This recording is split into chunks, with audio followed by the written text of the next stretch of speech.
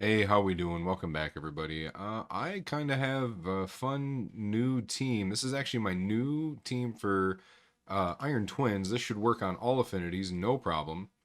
And I'm down to 33 seconds consistently. And I'm going to tell you right now, this is not a free-to-play team, okay? I said that in the last video when I showed a team that I myself am using, and I put in the title, I said, this is my new speed team. People didn't like that. I do apologize. I am working on free to play friendly teams. They are going to include legendaries, I hate to tell you, and they'll probably include one mythic that we're all going to get because it's a fusion, but they're still technically free to play friendly. So I'm sorry to let people down in that respect, because I am getting dislikes on videos I'm putting up of my teams that, yes, I've spent a ton of time and money on in this game, and people don't like that apparently. So I apologize. But for those that can, in comparison, do what I am doing, just kind of take a look at this team, and we're gonna go over how it works and all the fun stuff. Shout out to Choco Puma. He is my clan leader. He had this team up and running, and he showed it to me, and I was like, perfect, that's my new one. So this is gonna be my Iron Twins 15 Spade team. Okay, we're gonna save that. Let's take a look at it. We're going to use Helicath. He does not need to be the fastest. He just needs to be faster than Ganut and Acrizia. So I have him at 293. He doesn't have any damage or anything. He's just there to put up devote servants, okay, or devoted servants, to put up the block damage. This is the only way that you can mitigate 100% of the damage in Iron Twins is by putting up block damage. Unkillable doesn't work anymore. They nerfed that because there's a bunch of cheese teams, okay? I'm using Yumiko for a reset champion. She's going to open with her A1 to put Hex on the boss. Really doesn't do anything to the boss because we already have our layers of defense put in, essentially. So when I'm going to talk to you in future videos about stuff, I want you to understand this keynote right here. Layers of defense. I play a lot of Path of Exile, and in Path of Exile, you need to make yourself tanky for endgame content. Do high damage, but also be tanky. So you have what's called layers of defense. So you're going to need like fire resistance and also cold resistance and lightning, chaos resistance. Then you're going to need spell damage suppression, all that fun stuff. Essentially, that's what I'm telling you here. In any content you're seeing me doing, I am trying to build redundancy in these teams to make it so they work 99.99999% of the time. There will be times where you get that failure because there's raid has that built-in 3% chance to resist debuffs, and that honestly will fuck you over. At the worst possible time. Okay, so just keep that in mind. All right, but that's why we have Helicath going, and he's putting block damage up, but he's third fastest. He's not the fastest. He's third fastest. Okay, so Yumiko is actually the fastest. She's going to open with Destiny's Mirror, putting Hex on the boss. The boss will give itself like decreased crit rate, decreased attack, decreased defense. It will not give itself Iron Brand debuff. I think that was possible when it first came out, but they changed it. Yumiko, her reflection with Destiny's Mirror used to get around a lot of debuffs.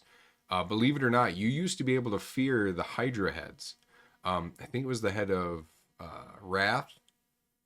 You used to be able to put Destiny's Mirror on the head of Wrath, put that Hex on it, and the head of Torment could try to fear your team, and it would fear that head. Now, it never worked. The head would just never proc and miss a turn or anything, but the debuff would land on that head. So that's kind of interesting. But we have her opening with A2 and then prioritizing her right here, her A3. This is Dance of Time. Now, you could use two Yumikos. You could use two Kaimars. Those do work, okay? Kaimars cannot reset themselves, so you would have to have like a very fast Kaimar or a very slow Kaimar. You'd have to have both, right? But Kaimar here, we're going to have him open up with Phantom Fire, and then he's going to prioritize Seal of Magic. Yumiko and Kaimar together are great because Yumiko can reset other reset champions. Other reset champions cannot do that. Now, I know you're looking at Kaimar going, well, he doesn't say he can't do that. Well, he actually cannot reset other Kaimars. It's pretty stupid, even though it's not in the description of Seal of Magic. It should work. And I think in the beginning of the game, it actually did work, and they didn't like that, so they got rid of it. So something to keep in mind, okay? So, open with Phantom Fire, do not use Abyssal Gaze, prioritize Seal of Magic. Yumiko will reset Kaimar, Kaimar will reset Yumiko, bingo, bango, bongo, okay? We have Gnut. We have him prioritizing Blessed Bash first, and then Fury of the King. We don't want him doing it all. He's at 249 speed. That's totally fine because with the turn meter boost from Kymar, it works out. Acrizia, she's going to prioritize her A2 and then her A3. I don't remember what the damage difference is here, but since it's a boss, we're going to be going off max HP anyways. So something to keep in mind. My Acrizia, she's built for Hydra, 252 speed, and then 100% crit rate, 320% crit damage. And I make her a little bit tanky, nothing crazy. Yeah, and they do have blessings on them. Usually, I have Phantom Touch on Gnut. I have this here that what's that? Intimidating Presence. Sheep on Yumiko. Helicath decreases enemy defense. And same with Acrizia. Now, I want you to think about something here. I put these teams together for the sole fact of I don't want to change builds. Okay, I did pull gear off my Helicath, which sucks because he is very good in a lot of places in the game, but I don't use him. But now he has a purpose. So Helicath is now in my speed team. Now this team should work on all affinities, even magic. And if magic it doesn't work with this Gnut, I'm probably just going to swap out Gnut for my other Acrizia. I know, suffering from success. But let's just kind of go up. I want to show you the team I was using before. This was the Iron Budget team. This team still works. Mithrala, Godseeker, Geomancer, Skytouch Shaman, and Aox. I was still using it, and if you want me to show you here, the budget version, I know everybody's like, well, you have Void Legendary, but everybody gets it from Hydra. And then you have 2 Void Epics, okay? And then 2 Force Epics, okay? Here's the thing about this team, and I actually do have a video on this team in my how-to videos, so go ahead and take a look at those. But Mithrala, she's going to open with her A1. You want her to be the fastest on the team, okay? And then have her as the lead because her aura is going to give you an accuracy buff. And then Godseeker's in here just to do Rise of Glory, and then Guardian Angel, and the heal, okay? Your main source of damage is from this little man right here. Now you make it so he doesn't use Creeping Petrify. He's going to use Quicksand Grasp, so he's going to do the HP burn with the Weaken. And then you're just going to do damage based off of his passive, okay? And on average, this was running at about 1 minute 45 seconds, which still pretty quick, right? Back in the day when we first started doing this, we were doing runs in like 3 minutes or something. We had to figure it out. Skytouch Shaman, she's literally in here just to cleanse and put buffs up.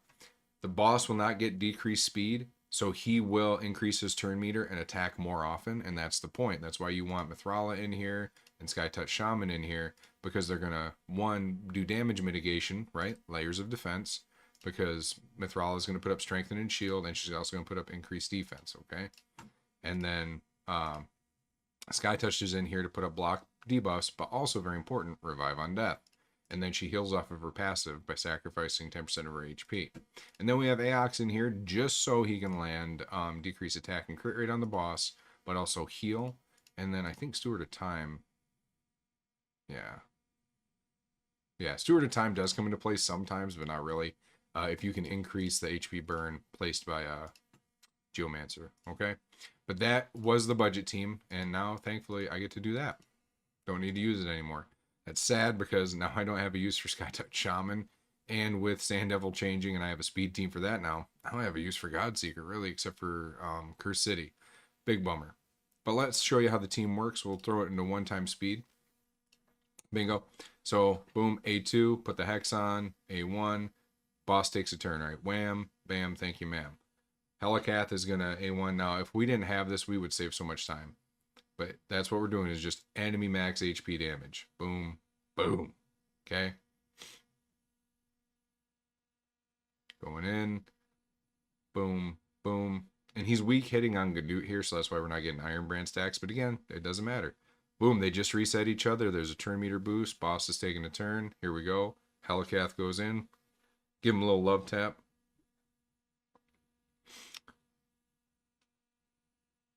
Here we go again.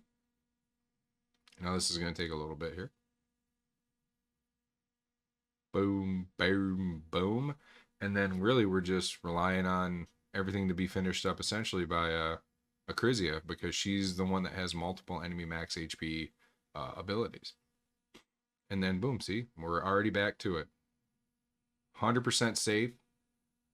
We are not really relying on, we're not relying on any debuffs. We're just relying on our buffs. And since we can't fail to place buffs on our team, that's what we're going off of. Okay. Decrease cooldown. I wonder which one it was. But there we are. And then the boss will die here in just a second. Soon as Akrizi gets to take another turn, he's dead. Now you see on 1 time speed, we're going way over a minute. Okay. As soon as I take us off 1 time speed, we're going to be zipping past here, boy. And he's dead. Okay. Beautiful. All right. So let's go to edit team. And then I don't want to waste my multi-battles, so we're just going to individually click these. Boom. Block damage is up. Helicath comes in, give him a little love tap. Now, you could theoretically get this to go faster if you were able to put Helicath in a very fast, high damage Savage set. So you need to give him probably around 260 speed, since he's going to be faster than Akrizia and Ganut. And he would definitely help tear down this HP. But, I mean, it's going to be very minute, very min-max. I mean, right here, we're already doing average, yeah, probably about 40 seconds, I'd say. Akrizia is in Relentless. We'll go over their builds afterwards. But Akrizia is, yep, here we go. She has procced Relentless, and he's about to die. And it doesn't matter. The boss will not do enough damage to kill Akrizia, and we're still being protected by Helicath. Boom, look at that. Sub 1 minute, 50 seconds. I'll take that any day. I was doing runs at like over 2 minutes with the budget team. It was like minute 45 up to like 2 minutes, 30 seconds. Fastest we got was 33 seconds, and that was because Akrizia was just being the employee of the month, man. She was just taking turns. Okay. Let's go over their builds. So we'll go with the starter here, Helicath. He's just in speed, and then 2 whatever garbage sets. This is a triple speed build. That's nice. Yeah, 293 speed.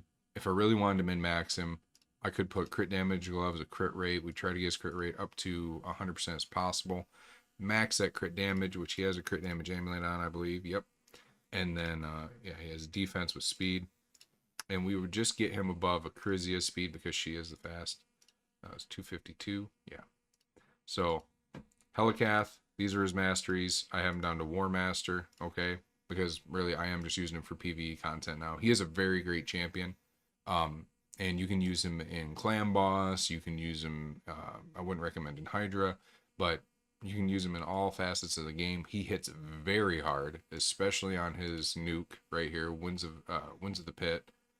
And he does land weaken on his A1. Okay, big version. What does he say? He ignores, right? Will ignore shield and block damage buffs. Yeah, so, I mean, he can slap. My Yumiko, you've seen her before. I do need to work on her a little bit. I need to start getting gear ascended and actually make her a terror. But this is my arena build for her. Okay. And then take her down Eagle Eye. Okay. Again, you know, I didn't want to change any builds on my champions, so I just put these teams together, looking at teams that my clanmates have shown me. Ganut, he is in lethal and perception. This is because I don't use him in Hydra anymore because I have 2 Acrisias for Nightmare. You can't fit a 3rd Ganut in there right now. And then for Brutal, he doesn't compare at all in damage to my Rathalos burn damage that I have going on in there. But Ganut, 249 speed. I really just wish to get his speed up just a tish higher. 5.8k defense, 100% crit rate, 282% crit damage. He's got a little bit of accuracy, but this is just for the Fire Knight team that I have him in. And then I have him going down to Giant Slayer. Because he triple hit A1, triple hit A3, right? So you want him in Giant Slayer. Akrizia, she's in Relentless, and this does not screw up the run at all. Even if she dies, it's fine because Ganut's going to be protected, and he'll finish off the boss anyway since the boss doesn't heal, which is great. 100% crit rate, 326% crit damage. I'm way over capped on crit damage. I don't think I can do any extra damage at this point. Masteries, she does a single target hit, a double hit, and a double hit, so you want her in War Master. And then this is for Hydra. I have her going down the accuracy tree, getting a little lower steel bonus here. And then in case people die, she gets Spirit Haste. That was the only thing I could think of. I probably should reset her and put her on sniper instead, because she'll get 5% extra chance to place decreased defense, right? And then for Kymar, again, this is my arena Kymar. He's not, I know you're looking at my stuff like, it is decent gear. It is. His speed's really good, but his accuracy's not great. I'm really just using him in PvE now.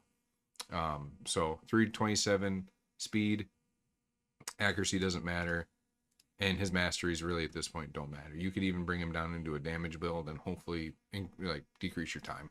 But I have him on Eagle Eye. Yeah, Kymar really has gone the wayside because of Polymorph. Polymorph really fucked over a ton of endgame champions. So it's really sad to see them go out of arena. But that's going to be the team. If you have any questions, please leave them in the comments down below. I did show you a budget version today. I didn't show you it in action, but I will put the link to my budget Iron Twins team in the description. So thank you everybody for tuning in, and we'll catch you next time. Bye-bye.